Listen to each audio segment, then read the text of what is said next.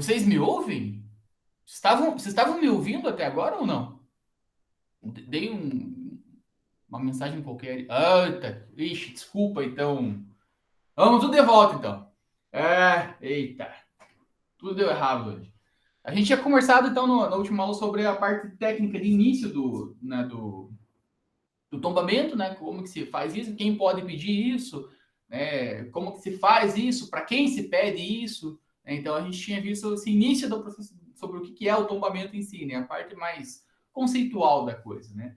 E a gente tinha terminado a nossa aula anterior nesse slide aqui que eu falei para vocês que isso pode ser voluntário, né, ou compulsório, né? A pessoa pode ir lá, né, procurar um órgão protetor e pedir o tombamento, ou alguém pode pedir, né, em relação ao imóvel. Foi nesse último slide que a gente parou. Desculpa, tá, gente? E aí, a partir de hoje, a gente vai começar a aprofundar um pouquinho mais, tá? Em relação a esses detalhes disso. Vimos, né, que o tombamento nada mais é do que escrever lá num livro chamado Livro do Tombo. Existem 4 livros e tudo mais. Foi tipo um resuminho que eu estava falando antes de começar a funcionar as coisas direito. Então, hoje a gente vai para uma outra, uma outra pegada, assim, a gente vai com alguns outros detalhes, tá? O primeiro deles que a gente vai ver, o primeiro detalhe disso, são em relação aos níveis de proteção, tá? Esses níveis de proteção, eles vão indicar para nós o que é protegido daquele local. E aí vocês vão começar a entender algumas coisas, né, que é bem comum no nosso dia a dia, né? O primeiro ponto de tudo é em relação a essa questão de nível de proteção. O nível 1, né, o nível de proteção 1, ele diz que o bem ele tem que ser protegido de uma forma geral, tá? Então, assim, ele tá lá, né? Corresponde de bens, né, bens excepcional interesse histórico, arquitetônico ou paisagístico. Sempre pode ser só um deles, né? Pode ser todos, mas pode ser só um. Né? Então, interesse, né, excepcional e interesse histórico. Tá? Foi nessa cadeira e nessa mesa e com essa caneta que a princesa Isabel assinou lá a Lei Áurea, por exemplo, né, tem um valor excepcional, né? Então essa caneta tem que ser protegida. A tinta dessa caneta é sagrada. Na verdade, nem era caneta, né? Mas nesse nível de proteção 1, né, a proteção do bem é integral. A gente vai perceber que esse nível 1, ele quase nunca é aplicado. Quase nunca. Né, por causa que ele restringe demais as coisas. Né? Então, é um pouco mais complexo. Assim, são bens realmente de excepcional valor. A gente tem um segundo nível, né, que ele vai proteger um pouco menos, digamos assim. Né? Então, ele corresponde a bens de grande interesse histórico. Esses valores subjetivos me incomodam bastante, sabe? O que é excepcional, né? E o que é de grande interesse, né? Eu não sei precisar isso para vocês, né? Não sei quantificar isso, né? O que é uma excepcional conta bancária e uma grande conta bancária? Não tem a menor diferença, menor ideia de qual que é a diferença disso. Mas enfim, o termo é esse, então eu tenho que seguir ele, né? Então, bens de grande interesse histórico, arquitetônico ou paisagístico, que determina a preservação, sempre que está em negrito é mais vermelho, vermelhito no caso, aí, né? É o mais importante. A preservação de suas características externas e alguns elementos internos, né, que integram o processo. Então, no primeiro nível, a gente protegeu tudo, né? A casa, o telhado, o assoalho, absolutamente tudo. Nesse segundo nível aqui já não é tanto assim. Né? Aqui a gente se preocupa mais com a parte externa, muito mais importante a parte externa, e de alguma coisa interna. Digamos que por fora o imóvel seja excepcional e dentro do imóvel não tem nada de diferente, a não ser lá uma parede, um teto lá que tem alguma coisa diferenciada, né? Vamos pensar lá que na sala de jantar tem um lustre lá que veio de Portugal, junto lá com as caravelas, sei o que e tal. Então, esse elemento, esse teto, né, que vai compor a harmonia desse lustre que está lá colocado, isso é protegido. O resto, você pode fazer o que você quiser. Né? Você pode tirar a parede, colocar a parede, pintar a parede. Né? Então, isso fica um pouco mais fácil, digamos assim. Ele tem um terceiro nível. Né? Cada vez que o nível vai subindo, né, 1, 2, 3, 4, vai ficando menor o nível de proteção. No nível de proteção 3, né, corresponde a bens de interesse histórico, veja que agora já não é mais nem excepcional nem de grande interesse. Né? Agora só tem interesse. Interesse histórico, arquitetônico, paisagístico, ambiental, determinando a preservação de suas características externas, tão somente. Então aqui não importa mais nada que tem dentro do imóvel. Tá? Tanto faz, né? Você pode virar um galpão lá e para centro de distribuição logística, por exemplo. Tira todas as paredes e fica só a parte externa, só um barracão, digamos assim. Não tem o menor problema. A questão principal aqui é a característica externa. Então, por fora não pode mudar. Então, você não vai poder trocar as janelas externas, você não vai poder, sei lá, trocar as portas, esse tipo de coisa não vai poder fazer. Esse nível de proteção 3 é o mais comum de acontecer na nossa região, vamos colocar assim. É por isso que às vezes a gente está andando na rua, principalmente em algumas vias rápidas, a gente consegue enxergar algumas casas que não fazem muito sentido. A gente está passando por algum lugar e a gente vê só a fachada da casa e mais nada, mais nada. Vocês podem ter essa experiência se saírem de casa, irem até o centro, e do centro irem para o EPG lá de Uvaranas, lá no campus de Uvaranas. Vocês vão ver que quase que em frente a uma escola que tem ali, eu não sei o nome da escola, mas é perto do chafariz ali daquela região. Vocês vão indo para o campus de Uvaranas, vão olhar para o lado direito, vocês vão ver que tem só uma fachada e mais nada. É mais ou menos isso que vai acontecer. Para não ir lá perto do campus de Uvaranas, vocês são super jovens, vocês não conhecem, nem ouviram falar de um lugar chamado Diesel. Diesel era uma baladinha que tinha aqui em Ponta Grossa há muito tempo atrás, muito tempo mesmo. E essa baladinha, ela ficava ali perto do... perto do que fica ali? Perto daquele ginásio que tem para deficientes físicos, fica naquela região ali. E ali também, essa Diesel, ela foi construída, a balada, onde que era um antigo colégio, e esse espaço era tombado, mas tombado só por fora, só esse nível de proteção 3. E aí eles modificaram tudo, logicamente, era uma balada, eles modificaram inteiro o espaço interior e por fora ficou a fachada. Hoje, nesse lugar que era essa balada, foi construído, não sei se um ou duas, acho que duas torres, dois prédios gigantescos, perto da... Putz, tem um outro lugar também, além do ginásio, tem a faculdade, era a antiga Faculdade União, acho que agora é Unopar, acho que é Unopar, bem de frente com a Unopar, assim, tem dois prédios gigantescos, e ali nesses dois prédios gigantescos, por fora, vocês conseguem observar que tem uma fachada que não combina, uma fachada que fica até estranho de olhar, assim, porque a fachada é toda histórica, tem todo um contexto próprio da fachada e depois dois prédios saindo do meio da fachada, assim, gigantescos, super modernos. É até meio estranho, assim, a percepção do antigo e do moderno juntos, assim, na verdade não combinou, a verdade é essa. Então, tá ali, além apesar de estar protegido, não impediu que fosse construído um prédio gigantesco em cima dele. E o volume 4, o nível de proteção 4, o nível de proteção 4, ele determina o controle da volumetria. Então, você tem aquele espaço circundante, digamos assim. Nesse nível de proteção que ele deveria ser incorporado aos outros, na minha concepção, na verdade.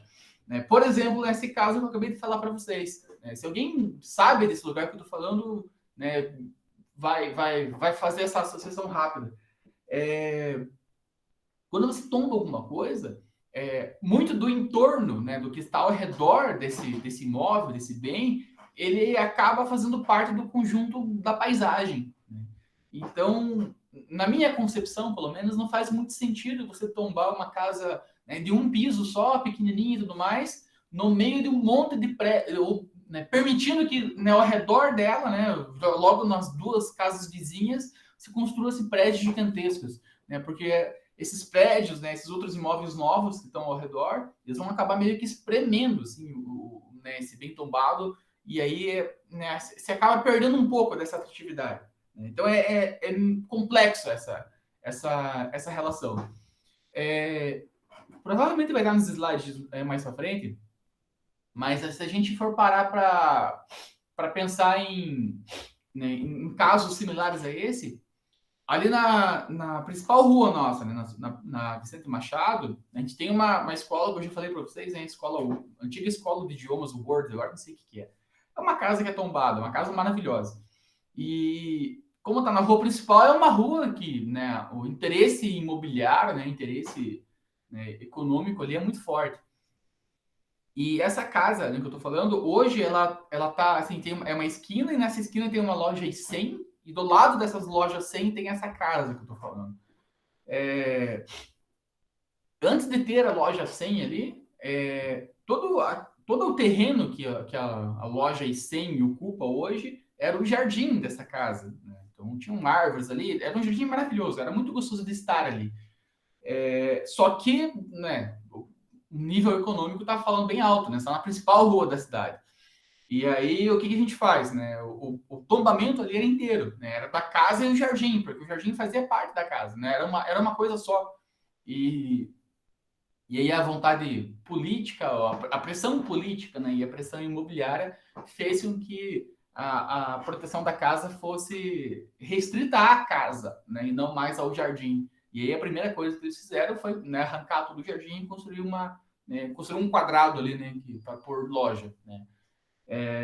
Isso me incomoda um tanto, sabe? Porque existem outros espaços para fazer lojas em Ponta Grossa, inclusive nessa, né, muito próximo dali, né? Você consegue fazer isso. Eu não precisava ser ali. Só que aí também entra um pouco de birra das pessoas também, né? Não, eu quero que seja aqui e tudo mais. Com esse nível de produção da volumetria, né, isso acaba impedindo um pouco. Né? Você pode fazer, por exemplo, uma lei em que o prédio X e Y tem 5 andares, ele é tombado. Nenhum imóvel, né, que vá ser construído no futuro ao redor desse prédio que foi tombado pode passar ele em altura, por exemplo. Né? Então você impede que ele fique esmagado. Né? Então você coloca essas restrições. Claro que todo esse tipo de restrição vai gerar algum tipo de impacto, né? Bom e ruim, né? Do ponto de vista do turismo, para nós é excelente, né? Que você vai preservar a paisagem, você vai valorizar aquele espaço. Né? Do ponto de vista econômico, não vai ser tão legal assim. Mas aí, né, é que a gente tem que pensar, né? Com o que a gente se preocupa, né? Eu sempre comento que na nossa Câmara de Vereadores, na nossa Câmara né, Estadual de Deputados, Câmara Federal, né, a gente sempre tem algumas bancadas assim, né, que defendem os seus interesses. Né? Então, vocês ouvem falar aí da a bancada do boi, né, a bancada do agronegócio. Recentemente falava-se muito da bancada da bala, né, que eram os deputados que defendiam bastante, né, a liberação de armas para a população e tudo mais. E a gente não tem uma bancada do turismo, né? Então a gente tem que se preocupar com o nosso, né? Porque bancada religiosa, bancada disso, bancada daquilo, tem um monte lá para defender os interesses dele. Então a gente tem que começar a defender os nossos interesses, né? Então é o momento de a gente falar assim, não tô me lixando, tô um pouco me fudendo isso aqui. Né? Poderia ser construído um prédio de 200 andares. Para mim não importa, para mim o que importa é o prédio. Né? Inclusive está na hora da gente começar a ocupar esses espaços políticos, né, para defender os nossos interesses. Né? Muito bem, dados 4 níveis aí de proteção, né? O 1 é muito restrito e o 3 é o menos restritivo, o 4 já é quase nada, né? Vai só colocar algumas limitações técnicas, né? Acho que deu para entender o conceito, né? Então, proteja o bem como um todo, proteja o bem ou partes de dentro, ou só por fora, né? Ou só o volume externo, né? Essa parte do volume externo geralmente trabalha mais com unidades áreas naturais, digamos assim. Se tiver alguma dúvida, vamos colocando aí, gente. Vamos colocando, senão eu falo sem parar. Agora, alguns mitos, né, que a gente escuta bastante, assim, e que não tem nada a ver, né? O primeiro deles, né, se relaciona a isso, né? A desapropriação, né? Ou a perda da posse, né? A gente não tem mais a posse daquele imóvel, né? Essa é uma das lendas que a gente escuta falar bastante, né? Eu sou contra tombar, não sei o que e tal, porque eu não acho justo eu perder lá um imóvel que foi do meu tataravô, não sei o que e tal. Uma coisa não tem nada a ver com a outra, né? Então são coisas, está escrito aí, né? São atos totalmente diferentes, né? O tombamento, tombar algo, né, não muda a propriedade desse algo, né? Então, se vocês têm lá um quadro lá pintado por Caravaggio lá, e esse quadro foi tombado por algum motivo, né? Então, esse quadro não vai deixar de ser teu e passar a ser de domínio público. Não tem nada a ver uma coisa com a outra. Né? São coisas totalmente distintas, né? O que o primeiro faz, né? O ato de estar tombado, né? Ele simplesmente significa que esse algo tombado, né? Ele não pode ser destruído, ele não pode desaparecer ou ele não pode ser descaracterizado. Né? Então, basicamente é isso, né? O processo de tombamento está só tentando, né, por meio legal, fazer com que aquele bem continue existindo para sempre, digamos assim. Essa é que é a ideia. Né? Você pode continuar com o bem, não interessa, né? Não faz, né? Não faz qualquer tipo de alteração na propriedade desse bem. E aí, outro problema também aqui, que muitos desses pedidos de tombamento, a gente viu, né, na aula anterior, né, como que faz um pedido de tombamento, a justificativa e tudo mais, eles vêm assim pensando que se algo está tombado, né, o Estado, né, o poder público, ele vai, né, se preocupar em preservar aquele bem, em restaurar, em deixar ele sempre lindo e maravilhoso. Essa é uma outra mentira também. Né? Porque o Estado, né, o poder público, ele não pode investir dinheiro público, né, em propriedade privada. Não pode. Né? Vai contra, né, a nossa Constituição. E o que faz total sentido, né? Que senão a gente teria aí o Estado reformando o caso de político toda semana. Né? Então não pode ser feito isso. Então, quando. O que o Estado pode fazer, por exemplo, um bem tombado? O Estado não só pode, como ele faz, né? Ele tem a redução do IPTU, por exemplo. Só que essa redução do IPTU geralmente não chama muita atenção do proprietário. Eu não sei quanto que é a taxa do IPTU, não tenho a menor ideia. Mas vamos imaginar lá que vocês têm lá uma casa de 2 milhões de reais e o IPTU é uma porcentagem disso. Tipo, não sei se é 0,5%, 1%, não tenho a menor ideia. Mas tem um valor, um percentual do valor do imóvel. Então, digamos lá que a casa seja de 2 milhões e vocês pagam lá, sei lá, 10 mil reais de IPTU por ano. IPTU é Imposto Predial Territorial Urbano. Toda cidade tem isso. Então, em vez de você pagar 10 mil reais de IPTU, você vai pagar, tipo assim, 1.000. Você vai pagar, assim, 10% do que você pagaria. Né? O Estado abre mão de uma parcela desse IPTU, né, para te ajudar. Né? Já pensando que o dinheiro que você está economizando né, com esse imposto, você pode investir na casa, né, no bem, seja o que for. É a única coisa que o Estado pode fazer diretamente. Indiretamente, o Estado pode ajudar com coisas, né, que tem a ver com infraestrutura. Né? Então, vamos pensar lá que a Capela Santa Bárbara, por exemplo, quem tem aqui em Ponta Grossa, né, que ela é tombada, está numa região rural, então, e é uma propriedade particular. O que o Estado pode fazer? O Estado pode sinalizar para chegar até ali, o Estado pode asfaltar, né, ruas, né, que vão chegar até ali também, né? Coisas que vão impactar assim, a sociedade como um todo. Né? Então, se colocar o asfalto ali, não vai ser especificamente, né, para o proprietário, né, da área, vai ser para todo mundo que usar, né, essa região. Da mesma forma a sinalização, da mesma forma a publicidade, né? Então, começa a fazer campanhas de marketing, faz propaganda do local para visitar o espaço. Né? Então, são coisas indiretas. Né?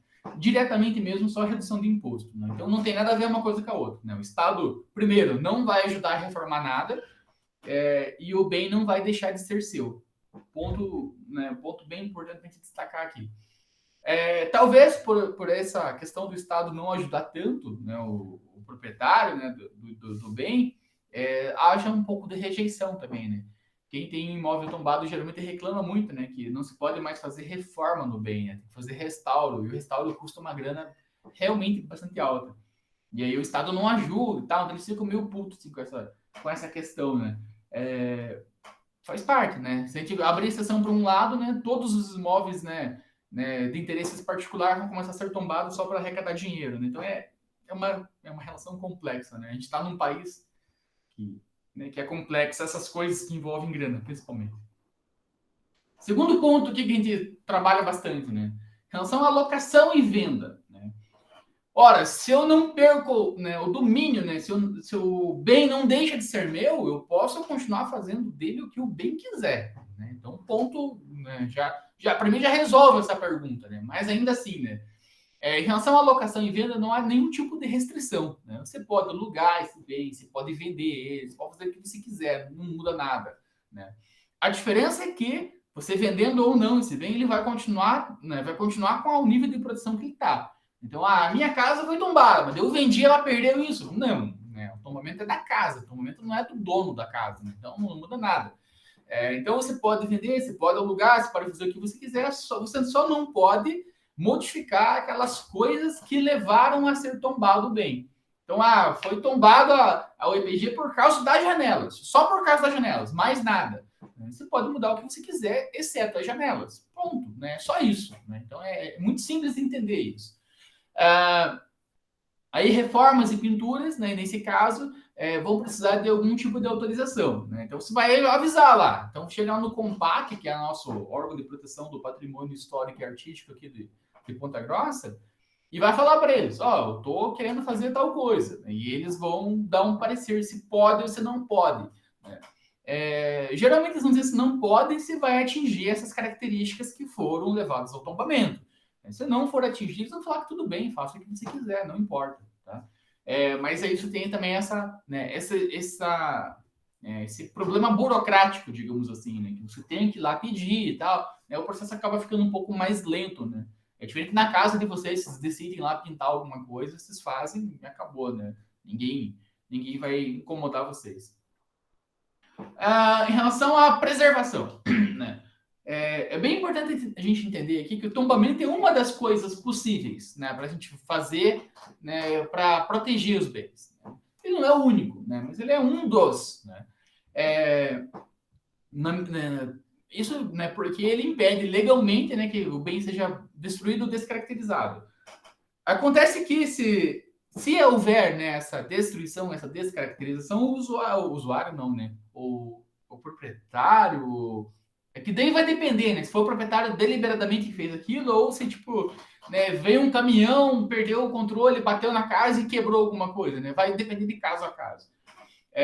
Mas quando há a destruição desse bem ou a descaracterização desse bem, aí, né, a pessoa, enfim, né, o contexto que surgiu isso, vai gerar uma multa, vai gerar um reparo, vai gerar quando é possível, restauro, né, vai obrigar que seja feito isso, né? Então, se você cometeu um crime, basicamente é isso que acontece. Então, quando você comete um crime, você vai ter algum tipo de punição. E aí aquele que, né, que ameaçar, né, ou destruir um bem, né, está sujeito a todo o processo legal, né, que pode ter multa, medida compensatória ou até mesmo a reconstrução do bem como ele estava quando ele foi tombado, e não quando ele foi descaracterizado, né?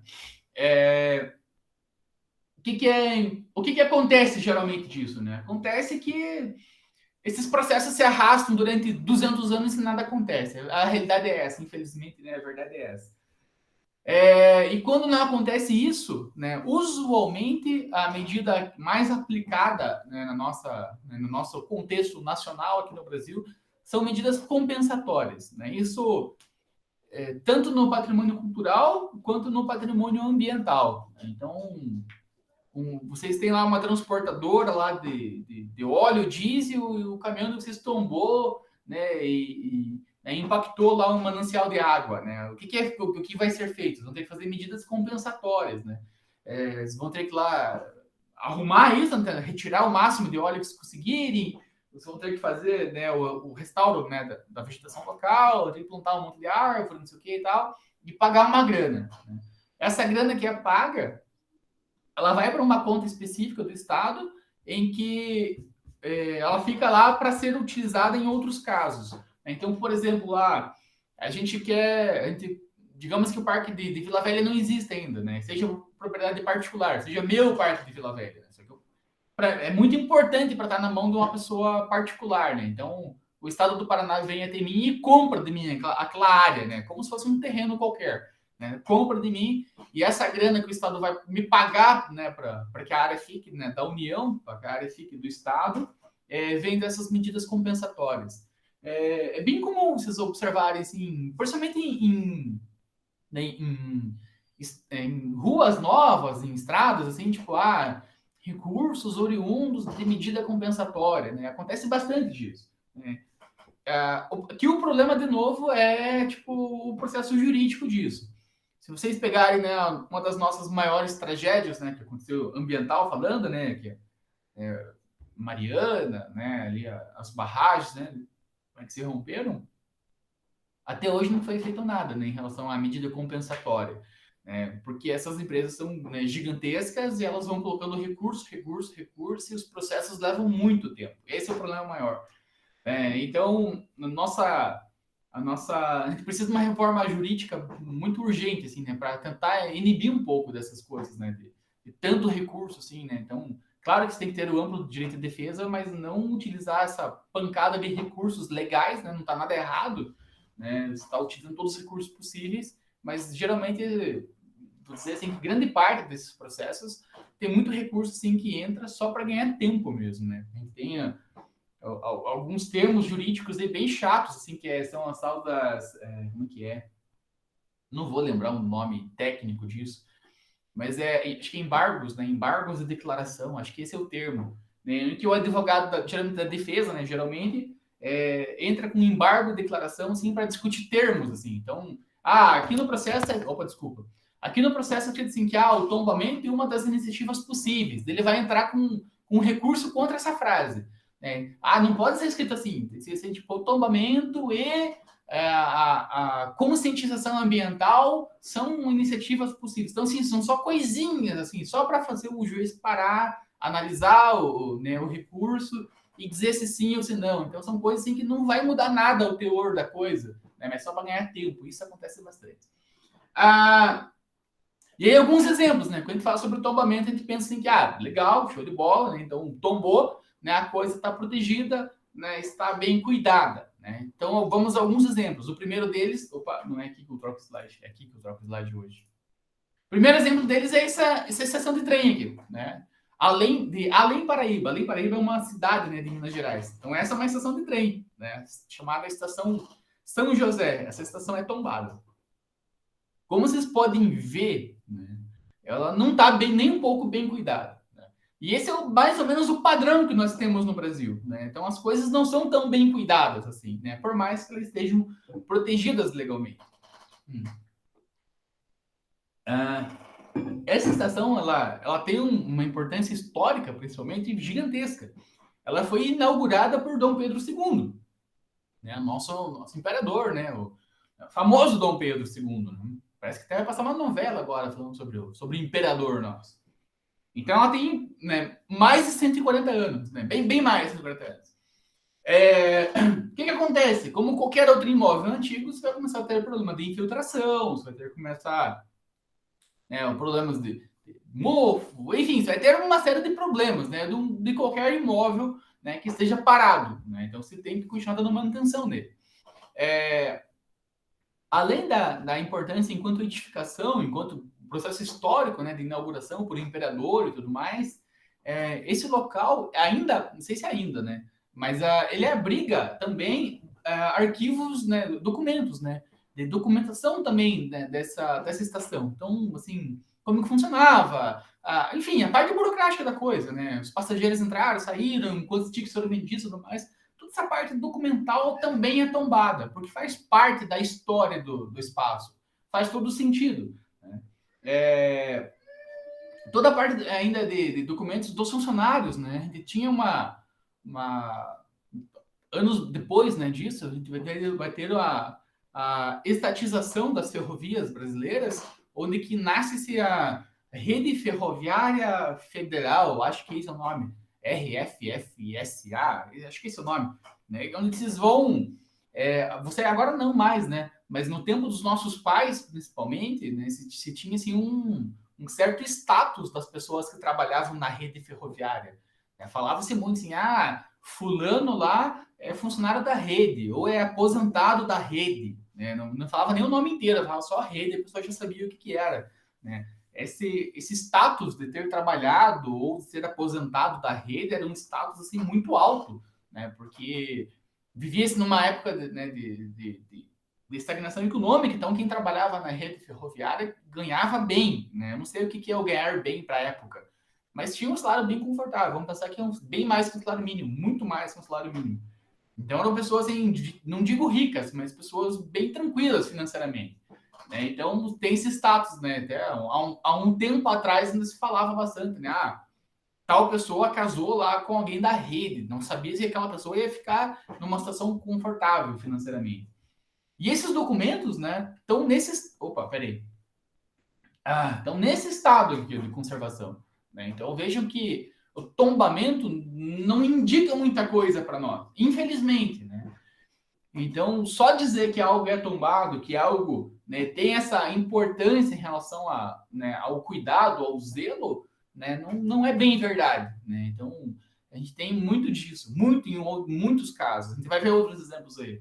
Isso vai acontecer tanto em bens, né, históricos, né, edificados, quanto em bens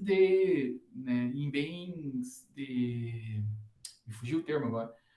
Bens naturais, tá? A gente vai ter as duas coisas, assim, né? Não é porque um parque foi criado foi criada uma lei lá dizendo que aqui é o Parque Nacional de A ou B, que esse parque de fato vai ser, né, cuidado como uma unidade de conservação, né, protegida. A gente tem um exemplo bem clássico aqui na nossa região, né, de Ponta Grossa, Carambi e Castro, que é do Parque Nacional dos Campos Gerais. Né? Esse parque foi criado, né, na forma de lei, né, que cria ele em 2006. Desde 2006 até hoje, muito pouco avançou nesse parque, muito pouco mesmo. A gente chama isso de parque de papel, né, que no papel ele existe, mas na prática, né, ainda nós continuamos lá, né, plantando coisas que não pode plantar lá, nós continuamos desmatando, então, enfim, né, tem todo esse problema, né. Aí vocês podem pensar, mas a Lei Paredes, nunca ouvi falar nessa cidade, né? Uma cidade lá no meio do nada, então talvez isso justifique, né? Não é bem verdade também, né? Temos um outro exemplo aqui, né, que é o Centro Histórico de Ouro Preto. Então, Ouro Preto vocês já ouviram falar, né? Ouro Preto é patrimônio da humanidade, né? Aqui é uma antiga fonte, né, lá de Ouro Preto, né? Não tenho mais informações dela, mas ela é uma antiga fonte, né? E vocês podem ver que para um bem tombado, para uma cidade que é uma cidade de patrimônio da humanidade, né, ela não está nas melhores condições aí de conservação, de zelo, né? Então, um monte de mofo aí, né? As paredes, né? Que se esse branco é original mesmo, já nem dá para ver muito bem o branco. Tem um rapaz que está apoiado na fonte ali que ele meio que se confunde, né? Que a roupa dele é verde, assim, ele meio que faz parte do contexto, que você não consegue enxergar o que é o que, né? Então, vários detalhes arquitetônicos, né? As rochas, as pedras, né? Esculpidas, né? No formato, né, de espiral, mas a gente mal consegue observar os detalhes, dado o estado, né? De péssima conservação, né? Para não ficar falando só dos nossos estados vizinhos, né? Tem um outro exemplo aqui no nosso estado, né? São as nossas também estações de trem, né? Que estão aqui, essa especificamente é a da Serra do Mar, mas a gente pode pegar esse exemplo como qualquer outro, né, exemplo. O que acontece, né, na nossa Serra do Mar aqui, principalmente? O nosso modelo de desenvolvimento logístico, ele decidiu seguir pelo padrão americano, né, de transporte, né, que é né, primazia, né, sobretudo, pelo transporte rodoviário. Né? Então, nossos governos, né, federais, né, desde sempre, né, se pautaram muito no desenvolvimento, né, principalmente, né, baseado nos Estados Unidos, para tentar importar esse modelo para o Brasil. Né? E aí o que acontece? Né? Outros modais de transporte foram deixados de lado. Né? Então, nós já tínhamos construído uma malha ferroviária gigantesca no país, e que isso foi, né, simplesmente abandonado. Não queremos mais trabalhar com trens, né? Queremos só o transporte rodoviário e investe em estradas, tudo mais, né? Todo o contexto que a gente conhece hoje. E com isso, né, toda a malha ferroviária, né, ficou padecendo, ficou apodrecendo. Anos mais tarde, né, agora bem mais recente, né, algumas companhias privadas decidiram utilizar, né, a nossa malha ferroviária. Né. A parte mais cara de implantar né, uma rede ferroviária são a parte de colocação dos trilhos, né, de demarcação disso e tudo mais. Então já estava lá, né, bastava utilizar isso. E aí, quando é terceirizada, privatizada a nossa malha ferroviária, boa parte dela pelo menos, as empresas que assumem, elas não estão preocupadas com as antigas estações que estão ao lado da ferrovia, porque elas não utilizam isso para passageiros. Então, pouco importa para elas. E aí começou uma outra briga. Né? Na época era a ALL, né, que iniciou essa briga, né, contra o Estado, dizendo que não, que ela tinha terceirizado apenas a malha ferroviária e não as estações que estão junto. E o Estado brigava que não, que era um pacote inteiro. Né? Pega um e pega outro, não tem esse poder de escolha. Né? Só que entre essa briga jurídica de um lado e do outro, as coisas foram se perdendo. Né? Então, esse exemplo da Serra do Mar é só um. Né? Inclusive, se pegarem, né, o trem Litorina, né, de Curitiba para descer até, né, o litoral paranaense, vão ver que tem um monte de estação de trem, um monte. né? E todas elas estão mais ou menos nesse estado. Então é uma pena, né? Então a gente tem aí um patrimônio que seria, né, talvez não todas as estações, mas algumas delas elas poderiam ser reaproveitadas, né? Até pela própria Litorina mesmo, né, que está passando com um trem de turismo ali com pessoas, e poderia parar em algumas delas, né? Sei lá, algumas que sejam arquitetonicamente melhores, ou sejam mais conservados, ou maiores ou menores, ou que a paisagem delas, né, que elas se transformem como um mirante natural. Enfim, se faz uma seleção de algumas, né, não todas, lógico, mas você poderia aproveitar isso, né, para vender, sei lá, bala de banana, que é bem característico aqui do nosso estado, não sei, qualquer coisa. Né? E aí vocês estão vendo, né, não sei para vocês se está parecendo grande ou não, mas esses locais, apesar de parecerem muito abandonados, e de fato estão, eles ainda são visitados por algumas pessoas. Né? Se olharem ali, logo abaixo dessa janela principal que está para cá, para nós, tá pichado ali, né? Ian, ou Ian, e Bia, né? A gente adora colocar o nosso nome, né? Em coisas, né? Em patrimônio histórico. Vocês vão observar que nesse anexo, né? Nessa casinha menor, digamos assim, a janela em si foi arrancada já. Então, os lugares eles estão sendo visitados, né, de uma forma bastante errada, né, estão sendo vandalizados. Essa é a palavra mais correta, na verdade. Então, a gente está perdendo, né? Não importa, né, se quem que tem que cuidar é o Estado ou se é a companhia que privatizou essa área. O fato é que o patrimônio está sendo, né, jogado no lixo. Mais uma dos exemplos. O curioso nessa questão da privatização, né, que agora nem é mais a ALL, né, nem sei quem é a empresa ferroviária né, que cuida dessa parte logística nossa, que em algumas estações de trem eles utilizavam, né, o espaço físico delas para colocar alguns geradores, né, geradores de energia. Não tenho a menor ideia de para quê, né, mas eles têm em algumas tem espalhado esses geradores. E aí, nessas estações que estão os geradores, que eles estão utilizando o prédio, né? E acaba o argumento, né? Peraí, né? Você fala que não tem importância nenhuma para você, mas está utilizando o prédio, né? Aí eles fazem, tipo assim, como se fosse um cercadinho, né? Ao redor daquilo que eles precisam, né? Se vamos pensar que seja essa estação, que não é o caso. Eles teriam colocado o gerador nessa casinha menor, nesse anexo que está para fora ali, e nesse anexo eles teriam cercado, assim, com grades de proteção e tudo mais. Mas, de novo, eles não continuam cuidando, né? Não pensem que esse anexo vai estar pintadinho, vai estar bem cuidado. Nada. Né? Ele só está protegido contra o furto do gerador. Né? Então, é uma discussão sem fim, isso. Né? Então, você vai trazendo um monte de argumento de um lado, um monte de argumento do outro, não chega em lugar nenhum, né? E o tempo vai derrubando isso, né? A verdade é essa, né? Quanto mais tempo passa, mais essas edificações acabam se perdendo. 9h44, né? Eu acho que a gente para por aqui hoje, tá? Amanhã a gente começa a falar sobre o entorno, sobre o que está em volta, né, desse patrimônio aí. Espero que vocês tenham entendido, né, um pouco de tudo isso, né? O principal da aula de hoje é entender que não, né? Existem 4 níveis, né? 4 graus, né, de proteção, né, de um grau mais restritivo possível a um grau menos restritivo possível.